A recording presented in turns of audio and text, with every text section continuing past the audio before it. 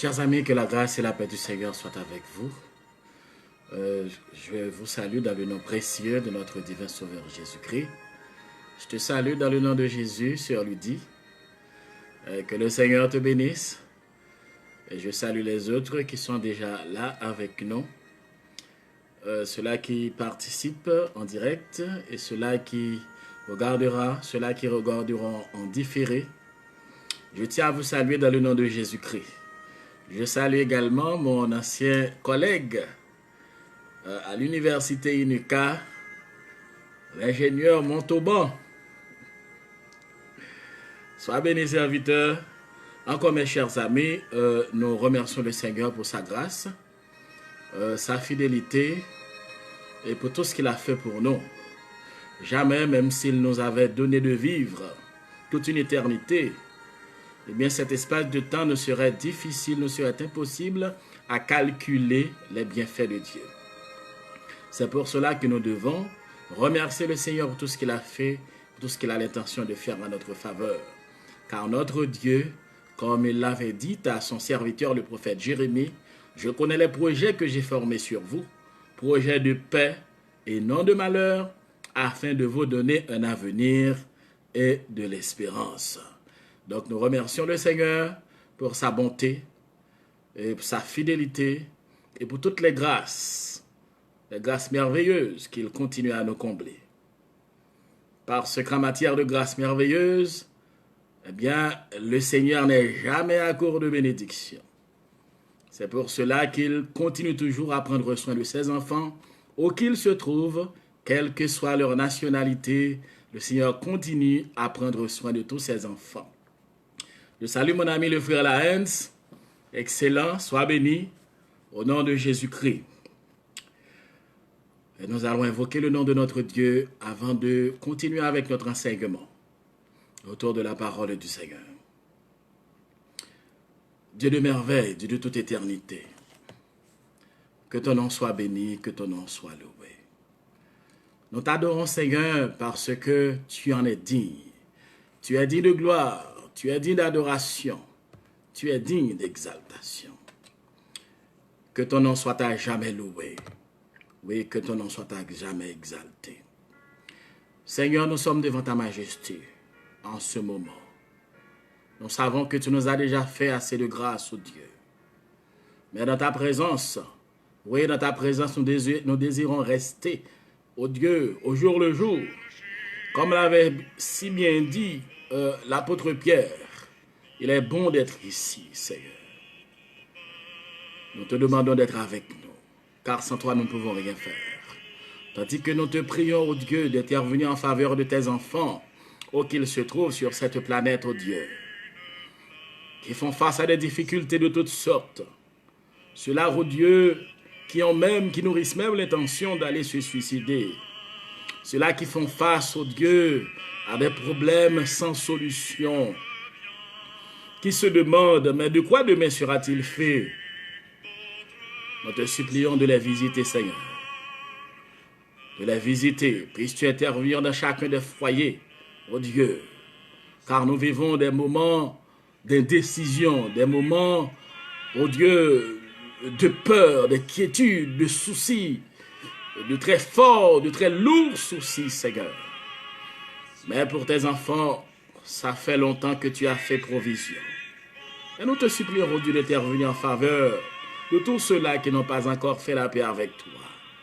Puisses-tu les visiter, oh Dieu. Donne-leur la grâce de te connaître, d'expérimenter ta présence, de goûter à ton amour, oh Dieu, à ta miséricorde.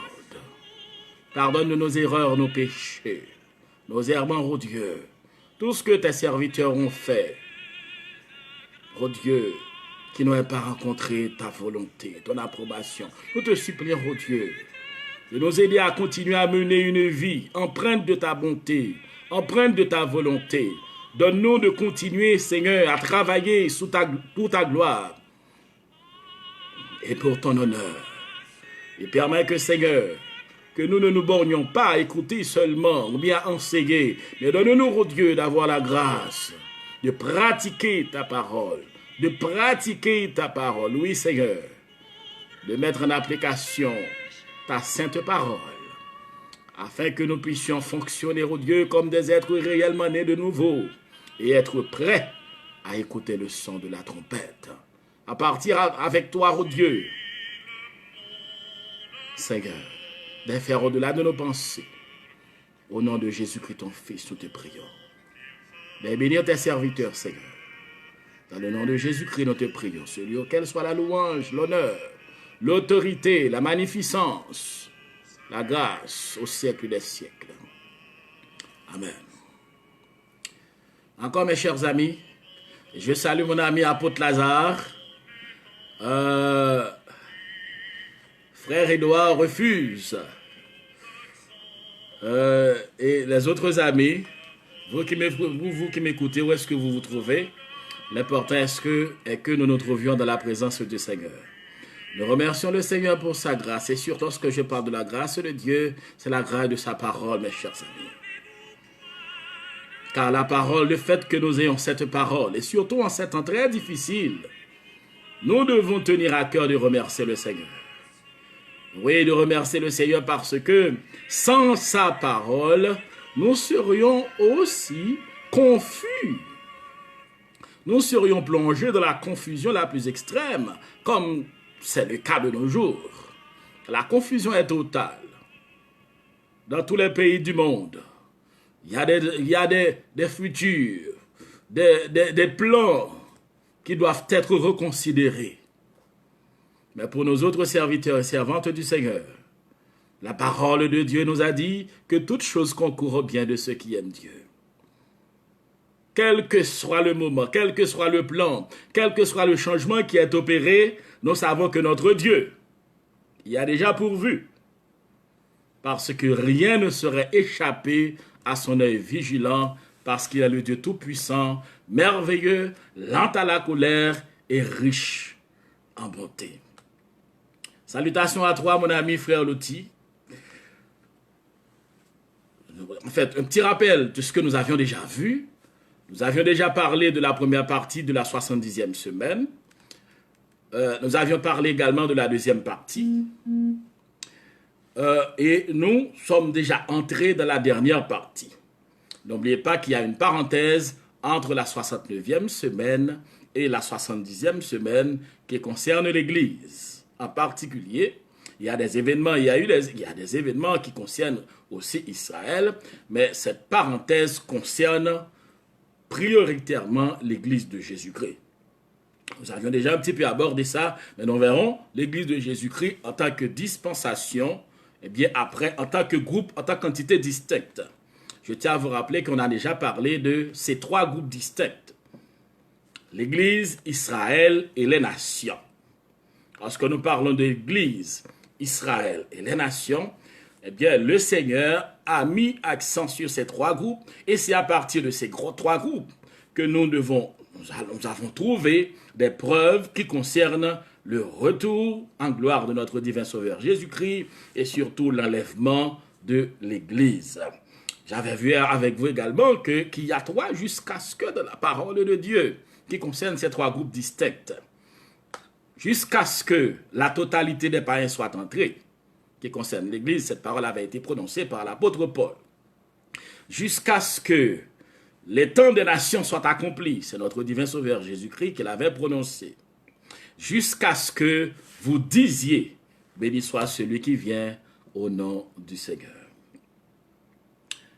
Donc, ces trois groupes distincts. Maintenant, on est à la dernière semaine, eh bien, qui doit commencer avec l'intronisation de l'homme du péché, de l'impie, de l'adversaire de Dieu et de l'Assyrien.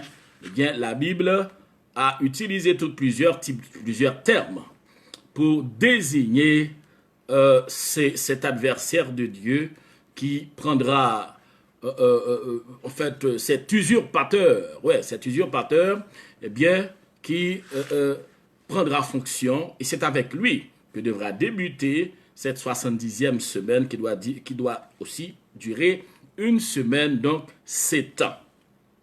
Nous avions déjà entamé pour le premier saut. N'oubliez pas que c'est le saut du jugement de Dieu. Lorsqu'on parle du sceau, ça veut dire c'est le jugement de Dieu. L'église du Seigneur étant enlevée, l'église du Seigneur n'est plus sur terre. L'église du Seigneur est en train de s'occuper à d'autres choses, distribution de couronnes, etc., avec le Seigneur Jésus-Christ, alors que la terre est plongée, eh bien, dans l'adoration de l'Antichrist. Le premier sceau, n'oublie pas que cette période, qui est la période de la grande tribulation, sera aussi et surtout une période de jugement, de sévères jugements contre l'humanité. L'Antichrist est monté au pouvoir, eh bien, aussitôt, le premier sceau est déclenché. Notre Seigneur Jésus-Christ a enclenché le premier sceau, qu'on a déjà vu en partie. Je lis pour vous. Je regardais quand l'agneau ouvrit un des 7 sceaux, et j'entendis l'un des 4 êtres vivants qui disait, d'une voix de tonnerre, « Viens !» Je regardais, voici paraît un cheval blanc. Celui qui le montait avait un arc. Une couronne lui fut donnée et il partit en vainqueur et pour vaincre. Je dois attirer votre attention sur plusieurs éléments. Premièrement, on dit que une voix de tonnerre qui dit « Viens ». Un cheval et un cheval blanc. Celui qui le montait avait un arc. Une couronne lui fut donnée et il partit en vainqueur et pour vaincre. L'ouverture du premier sceau dit tout, mes chers amis, l'ouverture du premier sceau nous dit comment se déroulera le début du règne de cet usurpateur. Premièrement, on nous dit que c'est l'agneau qui ouvre un des 7 sceaux. L'agneau symbolise Jésus-Christ. Donc ça veut dire que, je me souviens dans l'Apocalypse chapitre 4, tout jugement avait été remis au Seigneur Jésus-Christ officiellement. C'est le Seigneur Jésus-Christ qui a ouvert le livre des sceaux. Des trompettes qui ouvrira les sceaux, les trompettes et les coupes. Lors de l'ouverture du premier sceau, l'apôtre dit qu'il a entendu l'un des 4 êtres vivants qui disait comme d'une voix de tonnerre. Une voix de tonnerre. Viens. Viens. Premièrement, ça démontre la souveraineté de Dieu. La souveraineté de Dieu, ça veut dire que rien ne peut se produire ici-bas sans la volonté de Dieu. Satan, le monde des ténèbres, Satan et les hordes démoniaques ne peuvent fonctionner sans l'autorisation de Dieu, sans la permission de Dieu. Viens. J'en dis, je regardais et voici paraît un cheval. Dès qu'il y a quelque chose de guerrier dans la parole de Dieu, eh bien, tu vois l'utilisation de cet animal qu'on appelle cheval.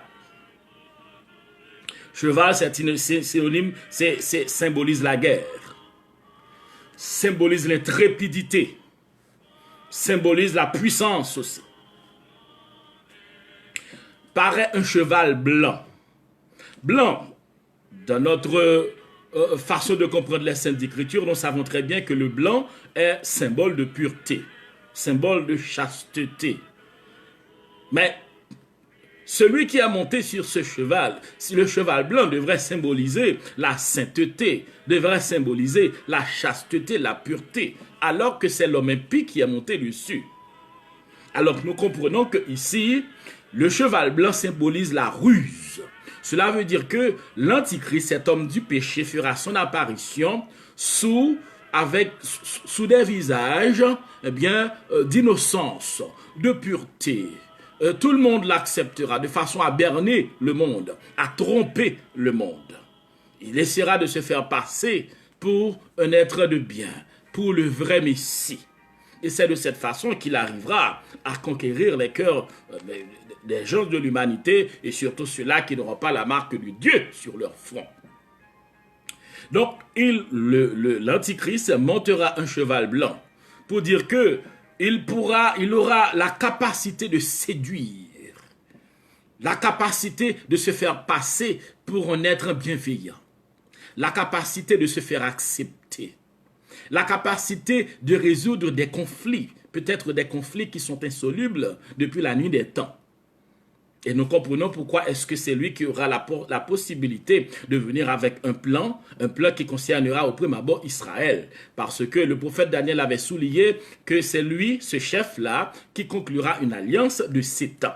Donc, étant donné que c'est lui qui conclura une alliance de 7 ans, et cette alliance de 7 ans concerne les 70 semaines du prophète Daniel, alors que cette période de 70 semaines du prophète Daniel concerne le peuple d'Israël. Donc, on comprend que cette alliance qui sera conclue devra, concerner le peuple d'Israël. Probablement une alliance qui devra, établir une paix hypothétique, une fausse paix entre Israël et les Palestiniens. Probablement. Pourquoi? C'est parce que c'est le conflit du siècle. Ce conflit date depuis la nuit des temps. Malgré toutes les interventions de l'ONU, des agences onusiennes, etc. Il y a toutes sortes de gouverneurs, toutes sortes de présidents qui sont déjà intervenus dans ce conflit. Malgré cela, aucun accord sérieux, aucun accord durable n'a pu être conclu. Chaque fois qu'il y a un accord qui semble apporter la paix, cet accord va sombrer quelques mois ou quelques années plus tard. Il va y avoir assassinat, il va y avoir également du djihad, etc. Donc assurément, cet homme, ce conflit qui date depuis la nuit des temps, quelqu'un qui aura la possibilité, disons mieux la capacité de venir avec une alliance, de venir avec un contrat, de venir avec un accord pour mettre ces deux entités, pour les mettre ensemble, et cet accord sera accepté par ces entités, tu dois commencer par t'imaginer que la terre entière sera forcément dans l'adoration de tel personnage. La terre dira, oh, ça fait longtemps, le monde aspire à une paix. Regarde, c'est lui qui est venu avec ça. Et ce fait sera incontestable. Donc, c'est la ruse. Ça veut dire qu'il se fera passer pour un être de douceur, un être de bien, qui veut le bien de l'humanité, qui veut le bien de tout le monde. Il utilisera toutes sortes de stratagèmes. Nous avions déjà vu des préparatifs qui se font, qui s'accélèrent, et surtout avec cette question de virus. Ces préparatifs, sont en pleine accélération, avec une vitesse grand V, pleine accélération, l'Antichrist, lorsqu'il viendra, il pourra utiliser tous ces préparatifs afin d'asseoir son gouvernement. Et de cette façon, tout le monde sera content de voir que c'est vrai, regarde comment il a fait. C'est ce que le Seigneur avait fait. Après la mort de Moïse, le Seigneur avait utilisé, lorsque Josué, après la mort de Moïse, Josué avait pris les rênes du pouvoir en Israël, le Seigneur a opéré un miracle. Et aussitôt, le peuple a vu que, le Seigneur est avec Josué comme il a été avec Moïse. Donc, ce miracle va asseoir l'autorité de Josué sur le peuple d'Israël. Donc, alors tu peux comprendre qu'une telle intervention, l'Antichrist aura besoin de ces interventions afin que tout le monde puisse plonger dans une adoration tête baissée devant son pouvoir. Donc, c'est pour cette raison que lors de l'ouverture du premier sceau, le Seigneur nous présente le cheval sur lequel il sera monté, comme un cheval blanc. Celui que le montait avait un arc. Celui qui est monté sur ce cheval blanc, mes chers amis, avait un arc. C'est intéressant de voir ça. Avait un arc. C'est une sorte de stratégie. Tu comprends? C'est la stratégie, les moyens que cet homme pourra utiliser. Parce qu'en tant que cavalier, il aura besoin d'un outil. Parce que l'arc, dans les temps anciens, on avait l'habitude d'utiliser pour faire des choses. Pour opérer, et dans la guerre, on utilisait l'arc. L'arc, c'était un instrument eh bien, qu'on utilisait dans la guerre. En fait, dans l'Antiquité, bien entendu, parce que de nos jours, on ne peut pas utiliser un arc. Mais l'arc aussi est synonyme de victoire. C'est synonyme de quelqu'un qui va engager, eh bien, qui est déjà parti pour vaincre. Et comme ce sera le cas, et c'est le cas dans la lecture du premier sceau. Donc, et la parole de Dieu nous dit qu'il est monté sur un cheval blanc et il avait un arc. Et non seulement il avait un arc, ça veut dire que ce sera un être irrésistible. Une couronne lui fut donnée. Une couronne lui fut donnée. Et il partit en vainqueur. Une couronne lui fut donnée.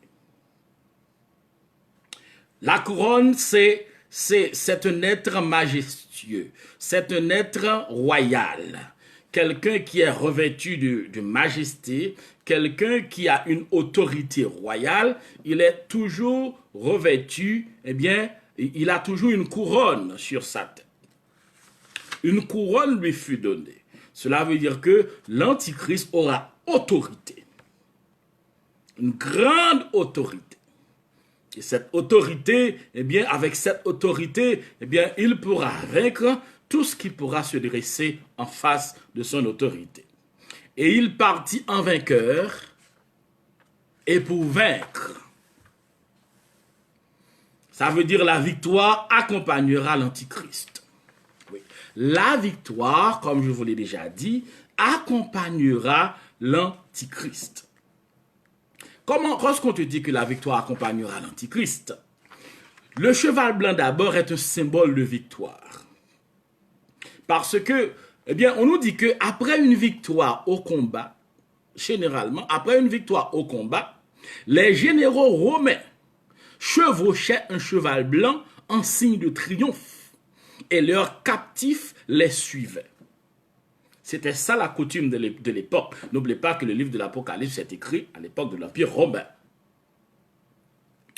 Les généraux romains, lorsqu'ils sortaient d'une bataille, eh bien d'une guerre, et ces généraux chevauchaient un cheval blanc en signe de triomphe. Et leurs captifs les suivaient. Donc déjà, le Seigneur nous a présenté eh bien, l'impie monté sur un cheval blanc. Eh bien, ça veut dire qu'il est venu en vainqueur. Et les captifs les suivaient. Donc, on comprend déjà que les gens qui sont restés pendant la grande tribulation, ce sont eux qui sont les captifs de l'Antichrist. Et ce seront eux qui le suivront. Assurément, ils seront contents. Ils seront heureux, mais ils seront comme des gens eh bien, qui suivaient quelqu'un qui va les mettre à mort. Qui les suivait. Tu comprends? Donc, c'est à cette époque-là, eh bien, puisque l'Église n'est plus sur terre, mais ces gens seront heureux. Mais en réalité, ils seront comme des captifs qui suivront, eh bien, des captifs qui suivent, eh bien, un général romain vainqueur. Donc, étant donné que l'Antichrist sera issu de l'Empire romain, reconstitué des 10 orteils de la statue de Rome, eh bien, il devra eh bien, se comporter comme les anciens généraux romains, eh bien, à la sortie d'une bataille qui chevauchait un cheval blanc en signe de triomphe et leurs captifs les suivaient. Donc à ce moment, mes chers amis, donc, le monde entier sera considéré comme des captifs de l'Antichrist. Et il est monté sur un cheval blanc. Donc le cheval blanc, synonyme de ruse, mais également synonyme de victoire, synonyme de triomphe. Donc, bien aimé, c'est cette situation qui prévaudra. C'est cette situation qui s'installera au moment où l'Antichrist eh bien, prendra son règne. Au moment où il sera intronisé, le monde sera content, il y aura des festivités partout. On dira, voilà, cette fois-ci, la paix est venue. Cette fois-ci, la guerre, eh bien, on entendra, eh bien, ce mot-là sera rayé des dictionnaires de ce monde. Eh bien, voici notre homme, voici notre Messie, celui qui est venu pour nous donner la paix. la guérison, la sécurité. Mais la parole de Dieu nous dit, lorsque les hommes diront paix et sûreté, alors une ruine soudaine les surprendra, comme les douleurs de l'enfantement. Donc, c'est cette situation qui prévaudra. Une couronne lui fut donnée et il partit en vainqueur. Ça veut dire que, eh bien, l'Antichrist, eh bien, pourra vaincre. Donc, ça nous aide également à comprendre que l'Antichrist, eh bien, aura du succès, aura beaucoup de succès. Pourquoi? C'est parce que, à ce moment, il y aura des nations qui ne seront pas d'accord avec lui. Car jusqu'à présent, c'est vrai, il y a des préparatifs, il y a des accords, il y a des pourparlers qui se font depuis des décennies à propos d'un éventuel gouvernement mondial. Il faut dire que les préparatifs vont bon train, c'est vrai. Mais il y a des nations qui ne sont pas tout à fait d'accord avec ça. Il y a également des groupes, il y a probablement des militaires, des chefs d'État qui ne sont pas tombés d'accord avec un tel mouvement. Mais ça ne veut pas dire que ces chefs militaires sont des serviteurs de Dieu, loin de là. Peut-être qu'ils ne sont pas d'accord avec la philosophie du gouvernement mondial, ils ne sont pas d'accord avec... oui, il y aura quand même des opposants. Et c'est pour cette raison que dans le sceau, eh bien, nous aide à comprendre qu'il y aura des opposants, il y aura des gens qui ne seront pas tout à fait d'accord avec l'établissement d'un tel gouvernement. Parce que pour établir un gouvernement mondial, il y a des nations qui, eh bien, il y aura des pourparlers, il y aura des négociations. Et lorsqu'il y a négociation, en fait, tout le monde ne sera pas satisfait. Donc, parce que tout sera fait dans l'intérêt d'un gouvernement mondial. Donc, mais la parole de Dieu nous dit que lors de l'ouverture du premier sceau, ceux-là qui ne sont pas d'accord, ils seront vaincus par l'Antichrist. Ils seront vaincus parce qu'il est monté sur un cheval blanc. Donc, il aura assez de ruse pour persuader même les plus irréductibles. Il aura assez d'astuces pour amener dans ses girons, ceux-là, qui sont indécis. Il aura assez de force aussi pour affronter et pour soumettre soit des puissances militaires, soit des nations, soit des chefs d'État qui désireraient, se mettre au travers de ce gouvernement. Si tu as pu entendre, un gouvernement français, un ancien président français, il a déclaré, lorsque le nouvel ordre mondial s'établira, personne, ni personne ne pourra se mettre au travers. C'était le président Sarkozy. Il l'a déclaré. Donc, on peut comprendre que l'Antichrist disposera de beaucoup de moyens afin d'établir son règne, afin d'étendre son règne, de vaincre ceux-là qui ne seront pas d'accord avec lui, de soumettre soit par la ruse, soit par la négociation, ou bien par la force militaire, ceux-là qui, pour une raison ou bien pour une autre, se mettront au travers, de son gouvernement. Et c'est de cette façon que la parole de Dieu nous dit qu'il est parti en vainqueur et pour vaincre. Ça veut dire qu'il finira par vaincre les opposants, il finira par soumettre les irréductibles, il finira par convaincre les indécis, puisqu'il tout ce bon monde-là sera considéré comme une sorte de butin de guerre, puisqu'il est monté sur un cheval blanc.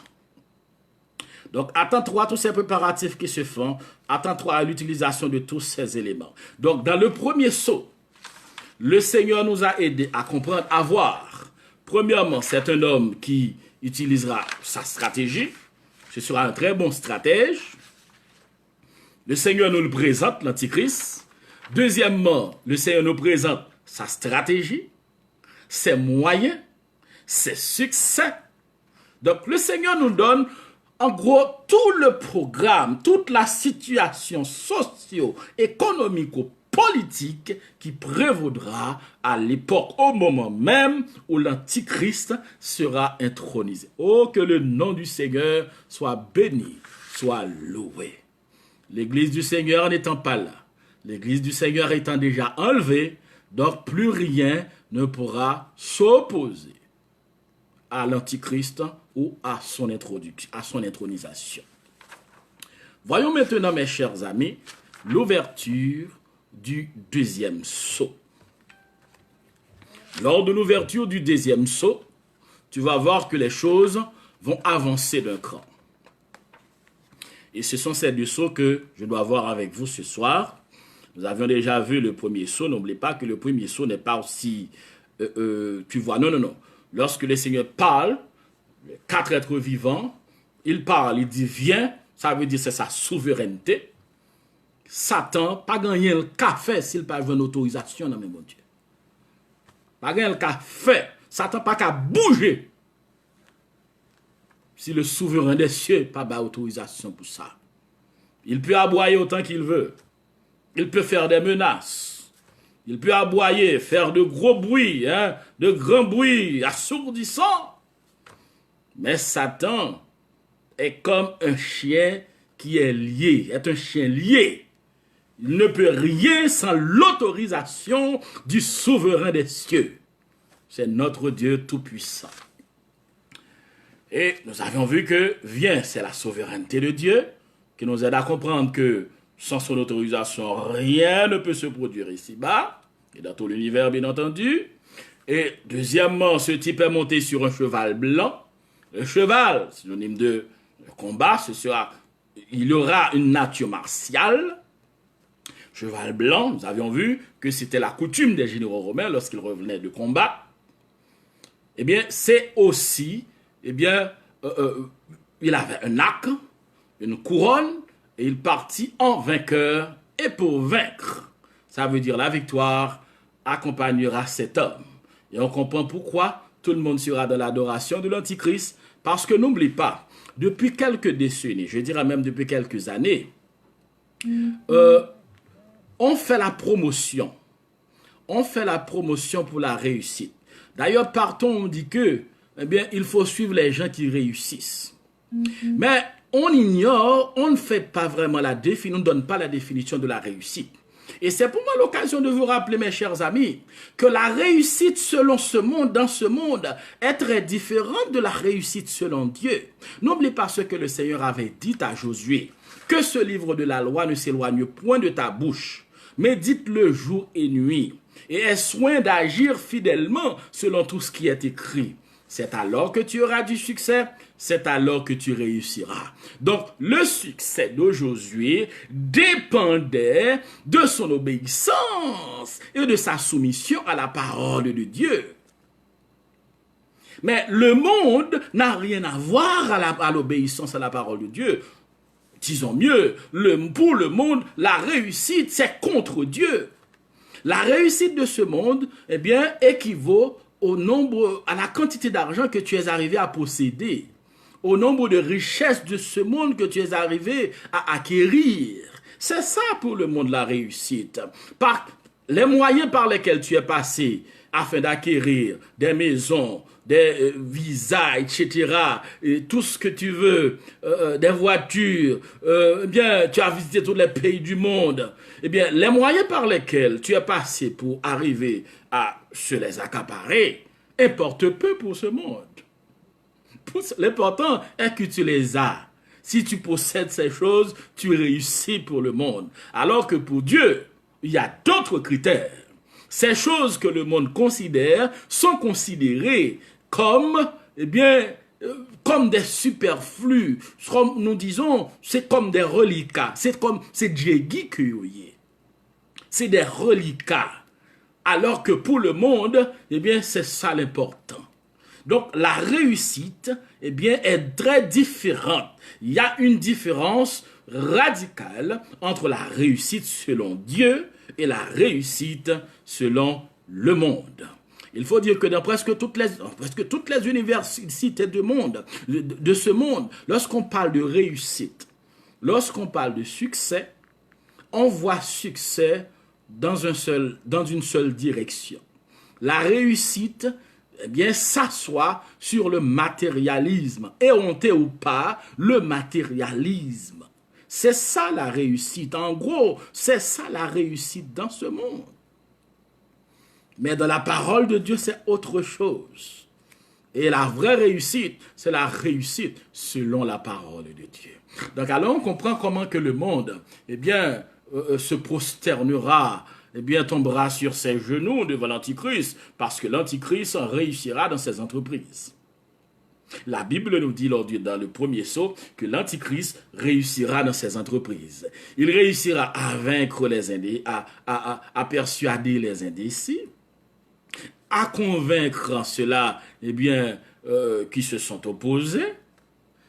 Il réussira aussi à soumettre les plus irréductibles. Non, mais quand même, quelqu'un qui réussit. D'ailleurs, la Bible nous dit qu'il est parti en vainqueur et pour vaincre. Donc, quelqu'un qui réussit dans ses voies de cette façon, le monde sera dans l'adoration. Le monde sera dans l'admiration de cet être. Ce sera vraiment, mes chers amis, un moment macabre, un moment terrible, un moment, à nul autre pareil. L'ouverture du second sceau. Quand il ouvrit le second sceau, j'entendis le second être vivant qui disait, « Viens !» Et il sortit un autre cheval roux. Celui qui le montait reçut le pouvoir d'enlever la paix de la terre, afin que les hommes s'égorgeassent les uns les autres. Et une grande épée lui fut donnée. Il y a des choses qui sont répétées ici. Premièrement, on nous dit que il y a un autre des 4 êtres vivants qui a dit « Viens !» Là encore, nous avons la souveraineté de Dieu qui autorise l'Antichrist à se montrer sous ce visage. Il est sorti un autre cheval roux. Donc, il a reçu le pouvoir d'enlever la paix sur la terre. Nous avions vu que l'Antichrist est parti pour vaincre et en vainqueur. Donc, il doit vaincre. Donc, s'il est parti pour vaincre, c'est parce qu'il y aura des opposants. Il y aura des adversaires. Il y aura des gens qui ne seront pas d'accord. Il y aura des gens qui diront, je ne suis pas d'accord, moi je veux quelqu'un d'autre. L'Antichrist, lui, c'est vrai, il pourra convaincre les modérés. Il pourra persuader ceux-là qui sont indécis. Mais ceux-là qui ont pris les armes pour s'opposer à lui, à ce moment-là, comme avait dit l'autre, l'arme de la dialectique va passer à la dialectique des armes. Donc à ce moment-là, l'Antichrist lancera son armée pour aller soumettre ses champs. Et la paix, cette prétendue paix, cette paix éphémère sera érodée. Celui qui le montait reçut le pouvoir d'enlever la paix de la terre, afin que les hommes s'égorgeassent les uns les autres, et une grande épée lui fut donnée. Je trouve qu'il est intéressant de laisser le second sceau pour l'autre soir. Pourquoi? C'est parce que, mes chers amis, il y a tellement de révélations. Oh, que le nom de notre divin Père soit loué. Il y a tellement de révélations. Mes chers amis, il faut louer le Seigneur. Tu vois, dans l'ouverture de ces sceaux, ces trompettes et ces coups, le Seigneur nous donne tout ce dont nous aurons besoin pour identifier en quel temps nous sommes. Pour comprendre, en quel temps, pour même identifier l'homme du péché lorsqu'il apparaîtra, parce qu'il est fort probable que l'Église ait vu l'homme du péché, parce que l'apôtre Paul a dit, il faut que l'on ait vu l'homme du péché avant la signature de son alliance de 7 ans. L'Église aura eu le temps de voir l'homme du péché avant de laisser la terre. Oui, avant de laisser la terre. Donc, on comprend, mes chers amis, le Seigneur nous donne toutes les informations nécessaires dont nous avons besoin pour nous situer dans le temps et dans l'espace. Heureux ceux-là qui prennent le temps, alléluia. Heureux ceux-là qui prennent le temps pour lire et creuser dans la parole de Dieu. Parce que c'est là que se trouvent les vrais médicaments. C'est là que se trouve la vraie force. C'est là que se trouve la vraie consolation. Oui, par les temps qui courent, nous avons besoin d'un baume de consolation. Au milieu de cette cohue, au milieu de cette confusion, nous avons besoin d'un baume de consolation. Et cette consolation, seule la parole du Seigneur peut nous l'apporter. Oh, que le nom du Seigneur soit loué. Donc, mes chers amis, je pense qu'il est important, qu'il est surtout nécessaire de m'arrêter au premier saut pour que vous ne soyez pas un petit peu dans la barre. Après, eh bien, je verrai avec vous le deuxième saut pour que vous puissiez bien maîtriser, eh bien, tout ce qui va arriver durant cette période ô combien difficile, cette période terrible que notre divin Sauveur a promise de nous en préserver. Le Seigneur avait dit ça à l'église de Philadelphie. Il avait dit à Philadelphie, puisque tu as gardé ta persévérance en moi, moi aussi je te garderai de la tentation qui va venir, eh bien, sur les habitants de la terre. Donc, laissez-moi reprendre un petit peu, c'est beaucoup très intéressant, comment l'Antichrist interviendra. Lors de l'ouverture du premier sceau, eh bien, c'est un sceau de jugement, s'il vous plaît. Rappelez-vous que je vous avais dit que les 7 sceaux constituent des jugements préventifs. Et les 7 sceaux, eh bien, atteindront un quart de l'humanité. J'avais vu avec vous un verset dans l'Apocalypse qui concerne cette partie. Les 7 trompettes seront des jugements effectifs. Ça veut dire que cela sera monté d'un cran. Et à ce moment-là, ce ne sera pas un quart, ce sera un tiers de l'humanité qui sera affecté. Et dans les 7 coupes, ce sera la totalité de l'humanité. Donc cela veut dire que les 7 sceaux seront des jugements, mais les 7 trompettes seront des jugements encore plus sévères que les jugements des 7 sceaux. Et les 7 coupes seront encore plus sévères que les 7 trompettes. Donc c'est important d'étudier sur cela, mes chers amis, de prendre notre temps afin de bien déguster, parce que nous verrons aussi pas seulement le jugement de Dieu, il y aura aussi la miséricorde du Seigneur. N'oublie pas que le Seigneur, la justice du Seigneur ne fonctionne pas sans son amour. L'amour du Seigneur, la justice du Seigneur s'accompagne toujours de son amour. Et tu verras, même pendant les sceaux, les trompettes et les coupes, l'intervention de la miséricorde de Dieu. Parce que notre Dieu est miséricordieux, lent à la colère, mais riche en bonté. Donc, pour que vous puissiez bien comprendre, cette voix qui dit viens, c'est une voix de tonnerre. Ça veut dire que c'est la voix d'un commandeur, c'est la voix d'un commandant, c'est la voix de quelqu'un, de personnage qui a autorité, et aussi c'est la voix de quelqu'un qui est en train d'appliquer la justice. Une voix de tonnerre pour lui dire viens. Ça veut dire que le monde des ténèbres ne peut bouger d'un millimètre, même d'un micron,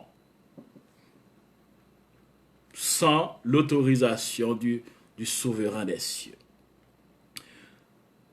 Un cheval blanc, synonyme de victoire, synonyme également de ruse, d'astuce, beaucoup d'astuces. N'oublie pas que Satan est le roi du mensonge, parce qu'il ment dès le commencement. Or, l'Antichrist sera habité par le diable. Donc on comprend que la ruse dont ce monsieur fera, que ce monsieur utilisera, cette ruse sera terrifiante et irrésistible. Eh bien, il possède un arc, une couronne lui fut donnée, et il partit en vainqueur et pour vaincre. Donc on comprend que dès son début, dès le début de son règne, dès le début de son mandat, l'Antichrist arrivera à soumettre les modérés et les irréductibles. Il trouvera quand même une façon pour les soumettre, eh bien, à son projet funeste. Mais d'abord, ce projet n'aura pas la paresse funeste. ce projet ressemblera à quelque chose de bien préparé pour l'humanité, pour l'avenir de l'humanité. Mais malheureusement pour le monde se fera avoir parce que ce sera un faux messie. Prions le Seigneur. Dieu de toute éternité, tu es 3 fois saint, Dieu grand et redoutable. Nous te donnons gloire, honneur, louange et adoration. Encore, Seigneur, nous te disons merci pour cette opportunité que tu as donnée à chaque de nos seigneurs de nous réunir autour de ta sainte parole afin de pouvoir épuiser la grâce, l'honneur, oui, la grâce, la bénédiction que tu as fait provision pour tes enfants, Seigneur. Devant ta majesté, nous voici prosternés pour te remercier, Seigneur. Oui, nous te remercions infiniment. Nous te remercions, Seigneur. Oui, tu nous aides à comprendre que voici l'époque que tu as promis de nous en préserver. C'est comme ça que cela sera. C'est ce qui se produira. C'est cette situation qui prévaudra. Et c'est pour cela que j'ai promis à mon peuple, j'ai promis à mon serviteur, j'ai promis à mon Église de la protéger, de la préserver d'une époque aussi terrifiante. Donne-nous, Seigneur, la grâce de combattre le bon combat, de rester attaché à toi, ô Dieu, de vivre par toi et pour toi. Car c'est en toi que réside la grâce, l'amour, la puissance, la force, la résistance, toutes sortes de consolations. Viens visiter tes serviteurs, Seigneur, auxquels se trouvent, ô Dieu, qui avait participé avec nous ce soir. Donne-leur de jouir de ta sainte parole. Donne-leur de se laisser davantage diriger par toi, ô Dieu. Donne-leur, ô Dieu, de vivre, de continuer à mettre en application ta sainte parole, car c'est là notre source de vie, de résistance et de victoire. Préserve-nous, ô Dieu, de toute velléité de l'ennemi. Ô Dieu, à nous faire, à nous tirer, ô Dieu, de ta sainte volonté. Donne-nous la grâce de résister jusqu'au sang et de combattre le bon combat. Oui, le bon combat de la foi. De faire au-delà de nos pensées, souverain des cieux. Au nom de Jésus-Christ, notre divin Sauveur, nous te prions celui auquel soit la louange, la gloire, l'honneur, la magnificence, l'autorité, l'omniscience, au siècle des siècles. Amen. Donc, mes chers amis, nous venons de voir en totalité le premier sceau, l'ouverture du premier sceau, parce que cette période devra débuter après l'enlèvement de l'Église. C'est important de connaître cette période. Pourquoi? C'est parce que ça doit nous aider à comprendre pourquoi le Seigneur a promis d'enlever son Église. Parce que ce sera une époque très très difficile. D'ailleurs, le Seigneur Jésus-Christ lui-même, il a dit, faisant référence à cette période, il a dit, si les jours n'étaient pas comptés, n'étaient pas abrégés, personne ne serait sauvé. Et dans le livre de l'Apocalypse, et également dans le livre de Daniel, les autres prophètes, le Seigneur nous a donné toutes les informations dont nous avons besoin pour comprendre pourquoi est-ce que nous devons rester fidèles. Pourquoi nos oreilles doivent être sanctifiées. Pourquoi nous devons continuer à tenir la lampe de notre vie remplie du Saint-Esprit. Afin que nous puissions être prêts lorsque le son de la trompette retentira. Amen. Nous avions vu le premier sceau. À bientôt pour le deuxième sceau, le second sceau. Passez d'agréables soirées dans les mains du Seigneur Jésus-Christ. Amen. À bientôt.